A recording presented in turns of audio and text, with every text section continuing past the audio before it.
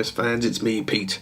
I haven't been suffering from man flu for a whole 2 weeks because I tend to record these in groups, so I am still suffering from man flu. I didn't die after the last audio, so that's a plus point.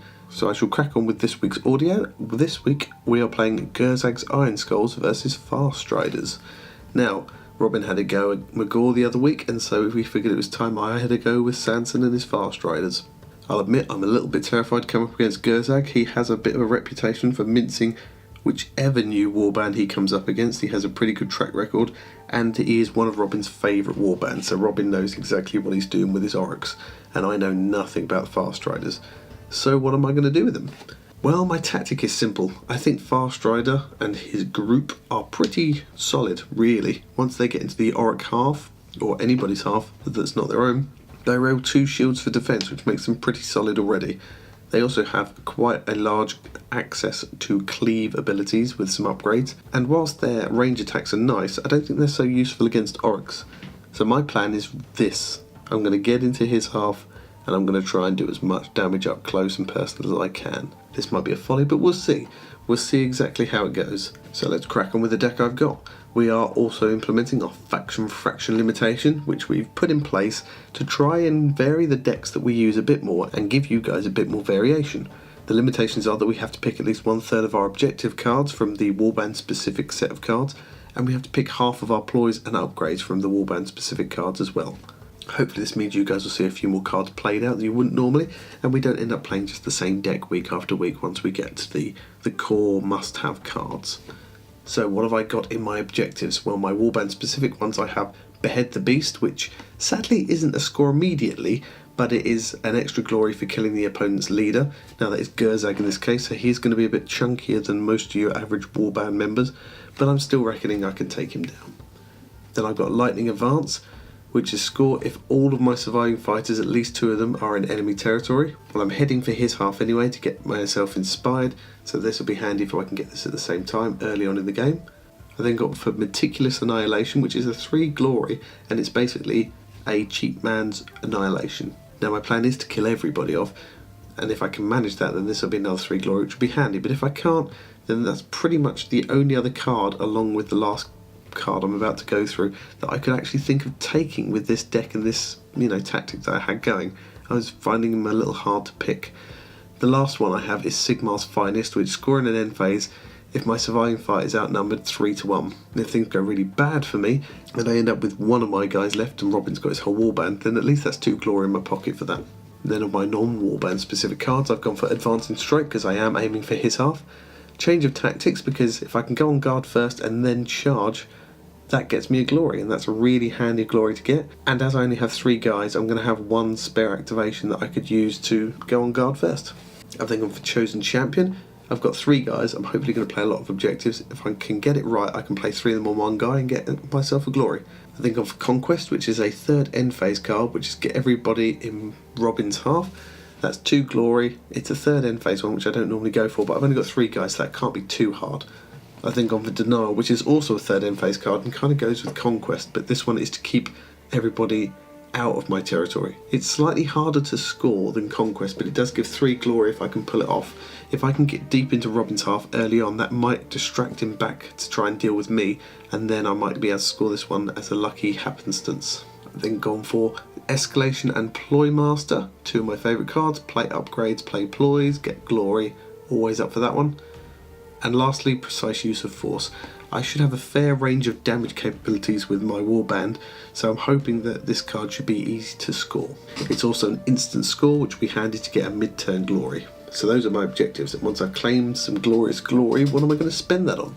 Well, of my upgrades here, my warband specific ones to start with are Flashing HANDAXE, that goes on Farstrider himself. It's 2 hammers, it's 3 damage, and it's cleave. It's demonic weapon with none of the drawbacks. Love it.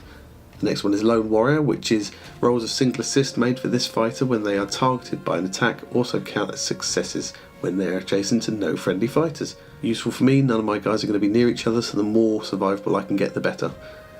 I've then gone for Overcharged BOLTSTORM Pistol, which is range 3, 3 hammers at 1 damage. 1 damage isn't great, but it also has cleave, which is going to be very handy against the Oryx with their shield defense. The next is Swift Stride, +2 move. I've got Deathly Fortitude in this deck as well, so at the worst I can use that to hopefully offset Deathly Fortitude, but otherwise I'll just be using it for the +2 move, which will be very handy. And the last warband specific one is Well-Timed Lunge, which goes on a light Swift Blade. It's 2 hammers, and it's 3 damage, and it's cleave again, so it's another demonic weapon. This one's specifically for Elias, the other one specifically for Sanson. And then of my non-warband specific ones, as I mentioned, I have Deathly Fortitude, -2 move, +2 wounds. Once I get into the Oryx half, I'm going to stay there. I don't need the movement so much. He's going to be coming at me, I reckon, but that card's going to be brutal to take. I've then got Great Strength, +1 damage to all my range 1 and 2 attacks, which is all my melee attacks effectively. This will be very useful for any of my guys if they've got some of the upgrades like Well-Timed Lunge or the Flashing HANDAXE. I'm going to be putting out 4 damage there. That's a dead orc every time. Helpful Whispers next, which is rolls of single assist are successes when they make an attack action if they have no adjacent friendly fighters, so it's kind of like the same as Lone Warrior but for attacks instead of defense. And then Incredible Strength, another +1 damage there. Kind of a bit samey, I know, as Great Strength, but I just want to up my damage wherever I can. So those are my upgrades, bought with the glorious glory I've received from my objectives. But what am I going to use to get those objectives? Well, these are my ploys, starting with my faction specific ones again. I've gone for Firm Footing, roll an extra defense dice for friendly fights holding objectives.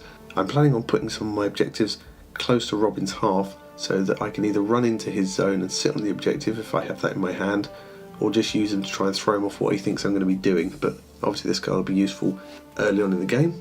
Lightning Blow, +1 damage on my next attack. It's not quite as good as Twist the Knife because you have to play it before you make your attack, so you might miss and lose that benefit, but another +1 damage, that could be up to 5 damage. That's enough to kill Gurzag. Next is Patient Defense. The first friendly fighter attacked gets +1 defense. If I'm already inspired, I could be rolling 3 defense dice, which is pretty tasty. Ranger's Advance, which is push 2 guys 1 hex each. That's going to be useful to get further into Robin's half. And the last one's Rapid Volley. Play after a friendly fighter's BOLTSTORM pistol or Overcharged BOLTSTORM pistol or Plasma pistol attack, and that fighter can make another attack with the same weapon at the same fighter. That could be useful to hopefully pop off a couple of shots in one go at the same arc. And then of my non-warband specific cards, I've gone for Healing Potion because my guys die and they don't come back, so I'd like to prevent that where I can. Hidden Paths, because if I can get that really early on and dump someone right on the backfield, that could really pull Robin back into his half and really help me score some of the later objectives.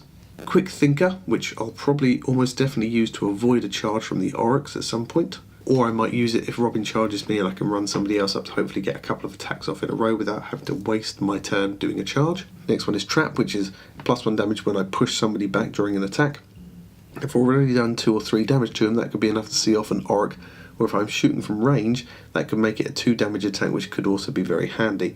And the last one is Twist the Knife. A successful attack with a range of 1 does an extra 1 damage. Now, a lot of my guys will be pumping out 2 or 3 damage anyway, another +1 damage there again, enough to one-shot an Orc. So I've got Twist the Knife, I've got Trap, I've got Great Strength, I've got Incredible Strength, I've got the Well-Timed Lunge upgrade, I've got the Flashing HANDAXE upgrade, I've got a lot of cards in there to up my damage. This kind of deck is the kind of thing, and I've got Lightning Blow to give me that +1 damage again, and then I've got all my cards for the +1 defense, +1 wound, +2 wound, -2 move with Deathly Fortitude, which if I'm really lucky I can combine with Hidden Paths. I'm going for maximum survivability and maximum damage here. I'm not trying to be subtle in any way, I'm just after somebody and I want to pound them.